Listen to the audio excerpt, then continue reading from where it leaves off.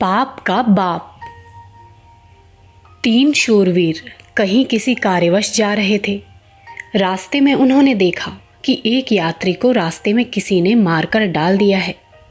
इस घटना पर दुखी होते हुए वे आगे चले जा रहे थे कि एक विधवा स्त्री दिखाई पड़ी, जिसका सारा धन धान्य दूसरे लोगों ने छीन लिया था और उसे मार पीट कर घर से भगा दिया था। इस घटना से भी उन्हें बड़ा कष्ट हुआ। आगे चलकर देखते हैं कि बधिक लोगों ने बहुत से निरपराध पशु पक्षियों को मार मार कर इकट्ठा कर लिया है। इससे आगे चले तो देखा कि एक किसान का परिवार झोपड़ी से बाहर पड़ा हुआ बिलख बिलख कर रो रहा है और जमींदार के आदमी लगान के लिए उसके बर्तन कपड़े तक उठाए ले जा रहे हैं और उन्हें बार बार मार पीट रहे हैं।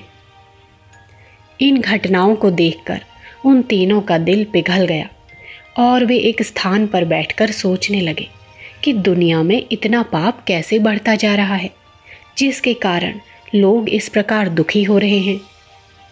इन्होंने विचार किया कि अपने कार्य को तो पीछे पूरा कर लेंगे, पहले इस बात का पता लगाएं कि ये पाप कहाँ से उत्पन्न होता है, इसका पिता कौन है, तब इस पाप को हटा देंगे।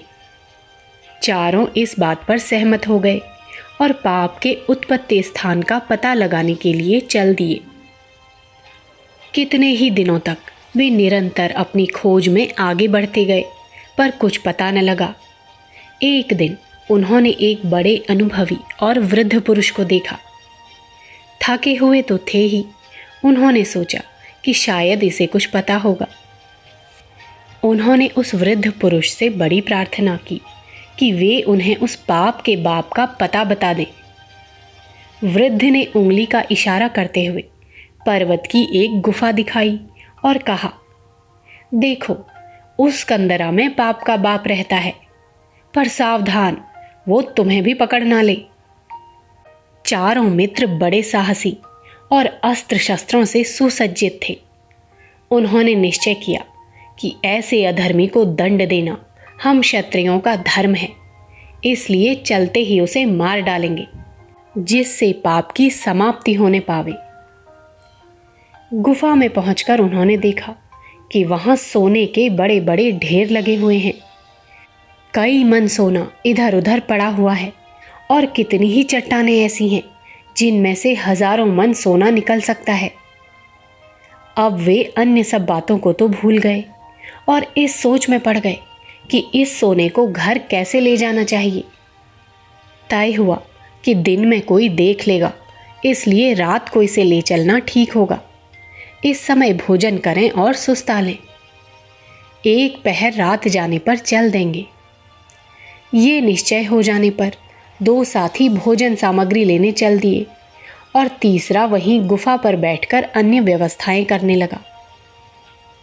अब तीनों के मन में सोने का लालच सवार हुआ और वे सोचने लगे कि ये बाकी दो मर जाएं तो सारा सोना उसे ही मिल जाए।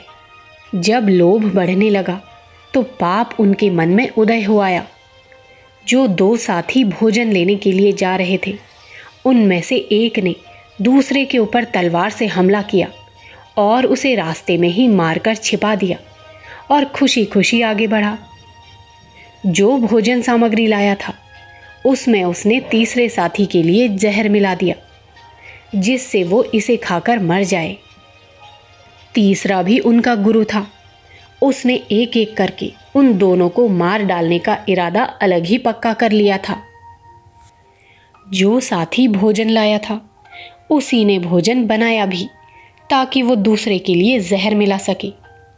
जब भोजन बनकर तैयार हो गया तो तीसरे साथी ने पीछे से उसके ऊपर छुरी से हमला किया और उसे वहीं ढेर कर दिया। अब एक साथी अकेला बच रहा था और ये सोच सोचकर बड़ा प्रसन्न था कि सारा सोना मुझे ही मिल जाएगा। उसने भरपेट भोजन किया, किंतु भोजन से जैसे ही निवृत्त हुआ उसके हाथ पैर ऐंठने लगे और वहीं थोड़ी देर पैर रगड़कर वो मर गया। धन का आकर्षण बड़ा जबरदस्त है। जब लोभ सवार होता है तो मनुष्य अंधा हो जाता है और पाप पुण्य में कुछ भी फर्क नहीं देखता। पैसे के लिए वो बुरे से बुरे कर्म करने पर उतारू हो जाता है और फिर स्वयं भी उस पाप के फल से नष्ट हो जाता है।